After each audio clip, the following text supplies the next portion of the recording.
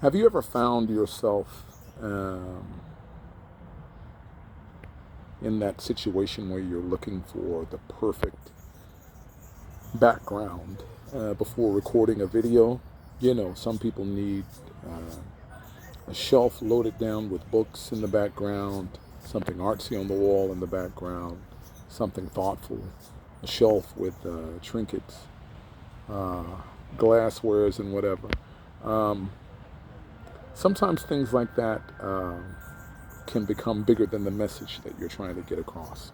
And, I think we've all been in spots like that. Well, today I decided and agreed with an internal thought that sometimes you just have to push the button wherever you are uh, and let what will be, let it be.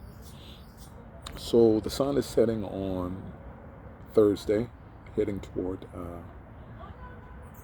Friday, and Friday evening will bring about Shabbat, and the cycle. Everything continues to roll on. I've been thinking about the state of faith in America. I've been thinking about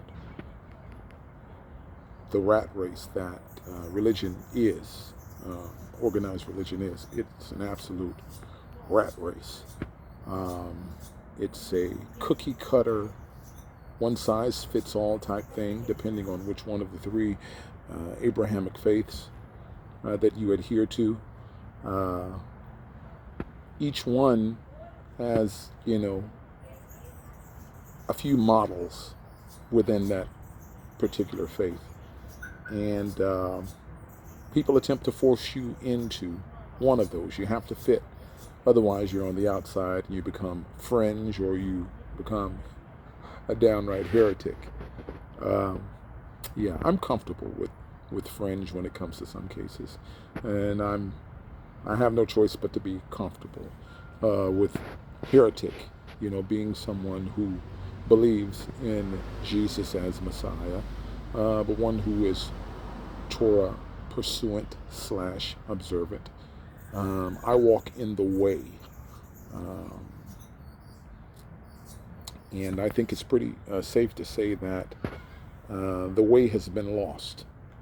The way I read the book, I can't make people believe anything that they don't want to believe, and I can't force uh, my beliefs on anyone. I don't try, and I think that's the beauty of it. I let the book uh, say what it needs to say, and I let its message come through, and then I make an attempt to live my life based on that message. And what you see is what you get. So, yeah, lots of thoughts as of late about the way. Genesis chapter 18, verse 19, when the Most High says to Abraham, Ki Yadativ, because I have known him, intimately known him, and made myself known to him for the sake that he will teach his children and their children after them to walk in the way of Adonai, in the way of Yud-He Vav-He, the God of Abraham, Isaac, and Jacob, the God and Father of Jesus Christ of history.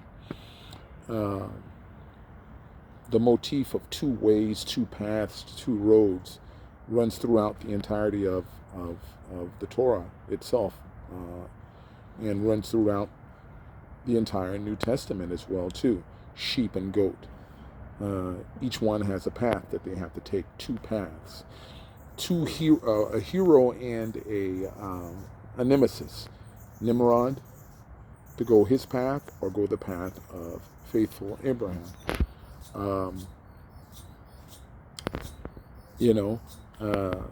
Blessings in life, curses in death offered by Moses. He says choose life.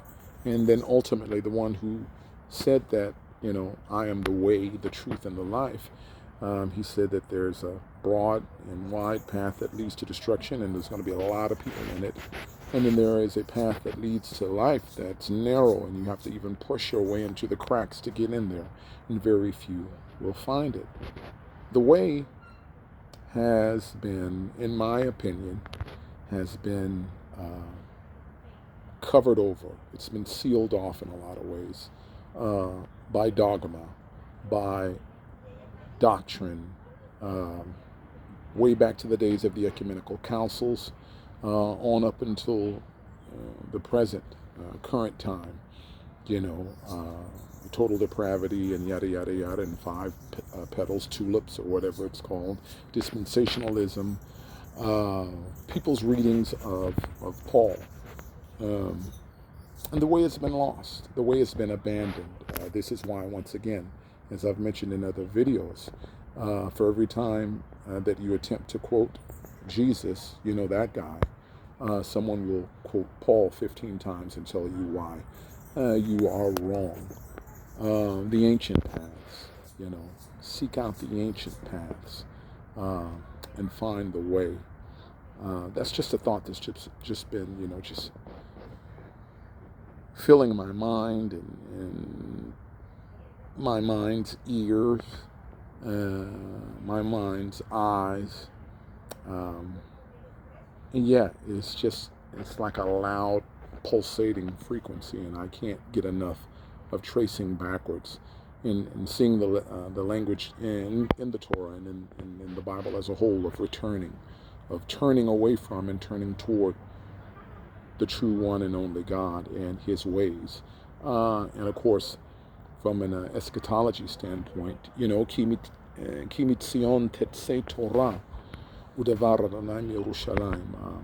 For out of Zion the Torah will go forth, and the word of Yud-He Vav-He from Jerusalem, and all of the nations will flow to it to learn of his ways. They're not flowing, they're not going to flow to learn four things, Acts chapter 15. They're not flowing there to learn two things, the summation of the law and the prophets, which Jesus so masterfully laid out.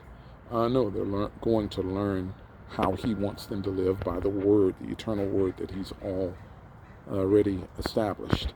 So yeah, this is just, again, sun going down on a Thursday afternoon. No action from my hummingbirds today underneath my walnut tree. Yeah, my little piece of yard. And the barbecue pit, the altar of sacrifice. Little hummingbird action there. There they are. Maybe they came to hear a little Torah, huh? Come and get some of this water and drink. Drink, right? Yeah. Yep. Drink and live. So yeah, at any rate, everybody, I hope you all are well once again. And a preemptive and early Thursday evening Shabbat Shalom to you all. And I hope, I hope to see and talk to you soon. Alrighty, ciao.